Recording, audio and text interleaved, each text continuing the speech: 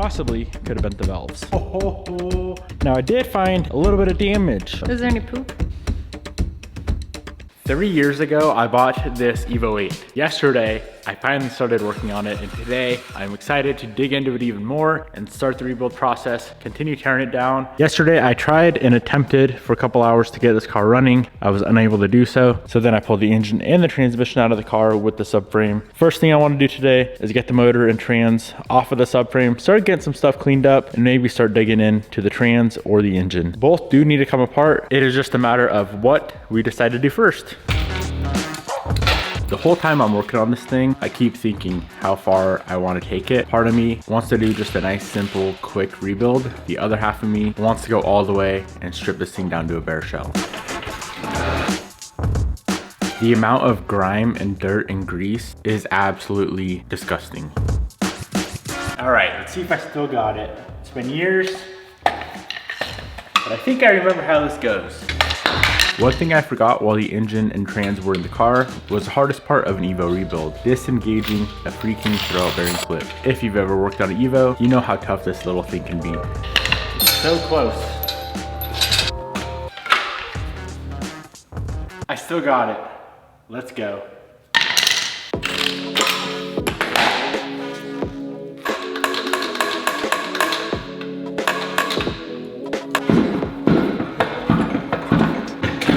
With that pesky little throwout bearing disengaged, we can get this engine on the engine stand, start tearing it down, and see exactly what is going on with this thing.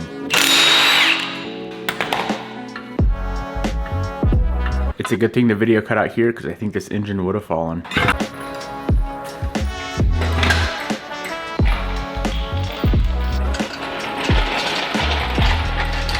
We have the engine sitting on the engine stand. Let's start running through, pulling off all the accessories. So we have the intake manifold, alternator, exhaust manifold, and the turbo. And then I want to pop the head and see, just take a good glance at the bore, the pistons, the internals of the engine to see if it's worth going through or we can just leave it as is.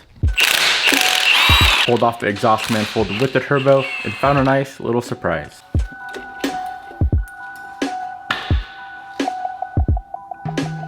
Inside these ports is ridiculous, and it also looks like on hole 2, cylinder 2 right there, pretty wet. I'm betting those stem seals are shot. Next up was the intake manifold, the alternator, and then the timing belt, all the pulleys, and the tensioner can come off.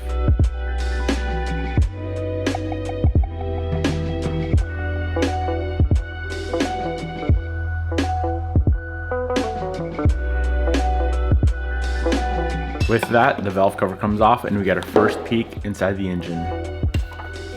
Everything so far looks beautiful. Let's pull the head. Inside the block looks absolutely beautiful. I don't see anything crazy going on, no scoring, nothing. The pistons look good. Everything looks good at the bottom end, and quite honestly with the head as well. All the valves are in good shape, nothing going on weird with the deck of the head where the gasket seals. It looks nice. Very, very nice, very, very pleased. You know, after taking a little bit closer of a look, you see that little shiny dot right there? It's on all the pistons. It looks like the exhaust valves were hitting the pistons just a little bit. And if you take a look at the exhaust valves themselves, you can see right on the edge right there. So what that means is it looks like this thing was mistimed, which in turn, if we got this thing fired up, she would have been making a whole lot of racket, possibly could have bent the valves. So it's a good thing that yesterday we did not get this thing fired up. I'm gonna pop the pan, take a look inside the pan, see if anything weird's going on in there, and make a decision from there what we're gonna do with this motor.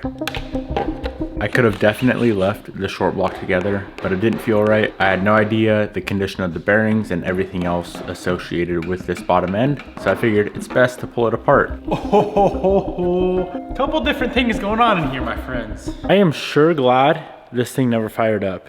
And honestly, looking back, it was not the smartest thing in the world to try to start this car. Look at the amount of sludge in this pan. I'm sure this would have clogged everything up.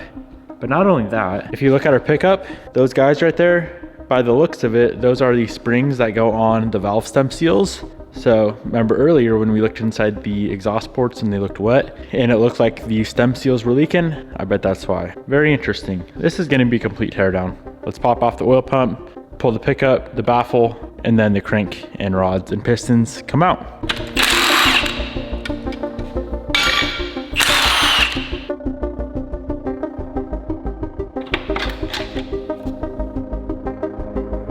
Now with it all apart, looking at the bearings and rods, everything looked beautiful, but better to be safe than sorry. With the engine disassembled, let's move on. So we know the condition of the engine and everything that needs to be ordered for the engine. Now we're gonna pull apart the transmission. This thing was sitting for years with no T-case, meaning there's plenty of debris and gunk that could have got in through there. And then through this plug here, it was wide open.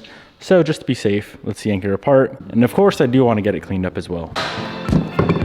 Pulled off the shift selector, the reverse gear, split the cases, and we get our first peek inside this beautiful Evo 5-speed.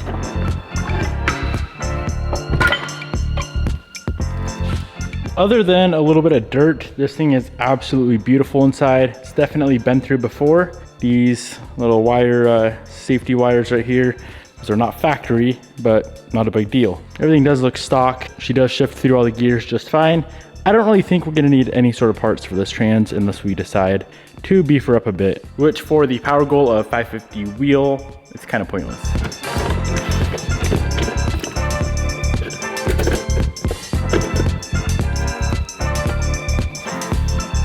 With the gears and the diff out, we can take a quick peek at everything. All that looks beautiful. I was lucky enough to find a non-ACDT case, so I got that up on our nice little floppy workbench here, tore that thing down, made sure all that was good to go.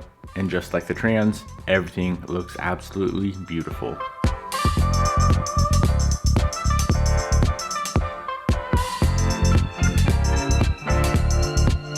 It is time to continue tearing this thing down. At this point, we might as well consider this thing just a full-on restoration, because that's seemingly what it is turning into. First up, let's go ahead and disassemble our extremely crusty subframe.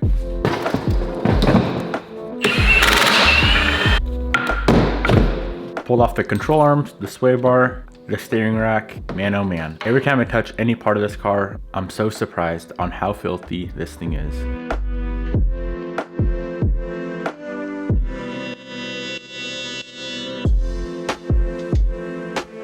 Our parts pile is certainly growing, just a ton of crusty stuff to go through and restore, but let's make it even bigger. Let's tear down the entire engine bay, get all the AC components off, motor mounts, all the wiring, ABS, everything has got to come out of this bay. So when we paint the car, the engine bay can be painted as well. Fan comes out, AC condenser comes out. Here's a before of how disgusting the engine bay looks. I swear this thing was never washed, or maybe it just sat in my parking lot for too long. Let's go ahead and gut the rest of this engine bay down. There's a ton of wiring, the shifter cables, brackets, brake lines, everything has got to come out so we can do a proper restoration of this engine bay.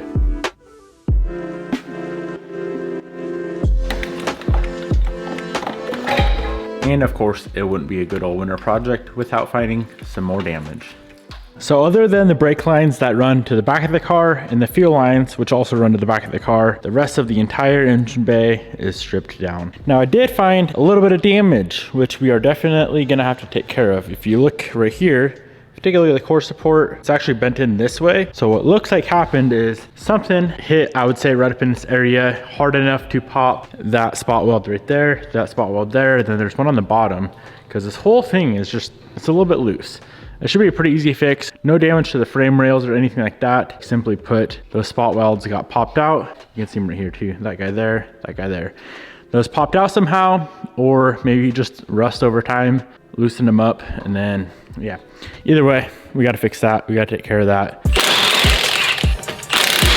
Moving on to some undercarriage stuff. I pulled off the struts, the hubs, the spindles, everything to do with the front suspension. A little bit of rust going on, nothing crazy. Should be an easy fix. Just a lot of dirt, as always.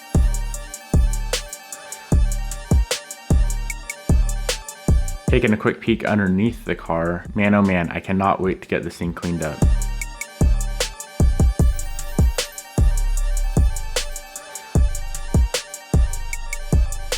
Decided to drain the fuel, and I'm glad I did. This stuff is disgusting. Up next was the driveline. Pulled off the rear calipers, the rotors, disassembled all the e-brake stuff, which I do not like doing whatsoever, and the rest of the rear suspension can come out.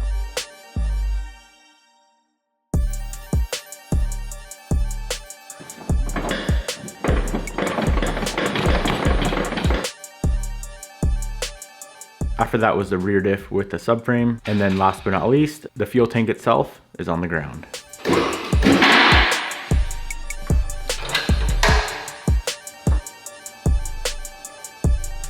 Now I wonder, are all Evos silver underneath, or was this thing originally silver or gray and repainted tarmac black? I'm not sure. Let's pull all the lines from underneath the car so it's buried underneath, and then drop this thing down on the ground and take a quick look at the color code.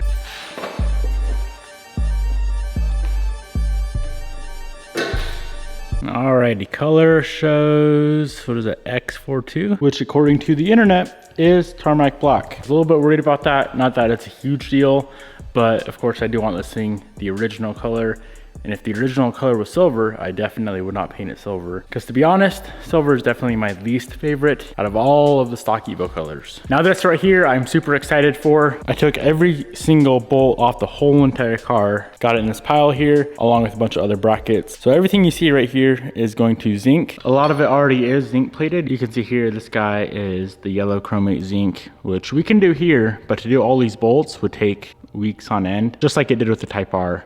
So if we can drop all this stuff off, get it done in one batch, it's all gonna turn out amazing. I'm even doing a few pieces that are originally black. I think would look good in the gold zinc. Before we move on, I wanted to give a tour to a special guest. Hello, Bobby. Oh my gosh, not this clunker. Would you like a tour of my Evo 8? Sure. Well, as you can see, What a freaking dirty pile of poop. let's go take a walk. So down here we have bin 1 is an engine torn apart. Bin 2, trans and T-case. Bin 3, undercarriage stuff. This is everything for the front. Wiring, fuel lines, brake lines. More front stuff, random stuff that needs to be cleaned. Bare shell of a car with nothing in it besides the interior. I can't even believe it. And the interior is your duty to clean. Take a look. That is so much stuff. I know, it's a pretty big project and I don't think it's ever gonna be finished because I don't know what I'm doing. You know exactly what you're doing. Come back here, you can see there's nothing there besides a shock or a strut and a spring. I can't believe how long this car is sat. I know. Like, I even forget about this thing. Before getting this car on the ground so we can access the interior a little bit easier, I decided to yank the rest of the wiring, put her on some ghetto little rollers I have laying around the shop. I definitely need to build something better, and she's on the ground, ready for the interior to come out. All right, the fun part, let's dive into the interior. I'm not sure exactly how far I'm going to take the interior down, but judging by the rest of the car, it's probably gonna be gutted. It is filthy. I'm curious where the mice are hiding out at. Look at how freaking crusty this thing is. Pretty sad that the seats are as faded as they are. I have no idea how I'm gonna restore those things. The amount of junk in the trunk is ridiculous, but let's take her apart. First comes out the front seats, and then all the random spare parts that were stuffed in the interior. All of those gotta come out before this carpet comes out.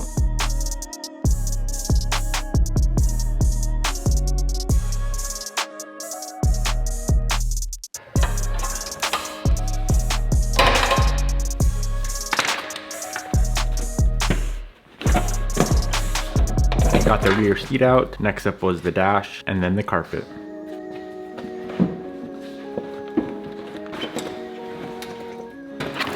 Thankfully, the floorboard is in very, very nice condition. We don't need to do any work whatsoever. No rust, no holes, no dents, no damage at all. The carpet, on the other hand, filthy. Decided I wanted to pull the headliner to get that cleaned up as well. The easiest way to do so is out the front, but you gotta pull the windshield. So I pulled off the roof moldings, broke every single clip, not a big deal. Cut out and removed the front windshield, and out comes the headliner and the sunroof.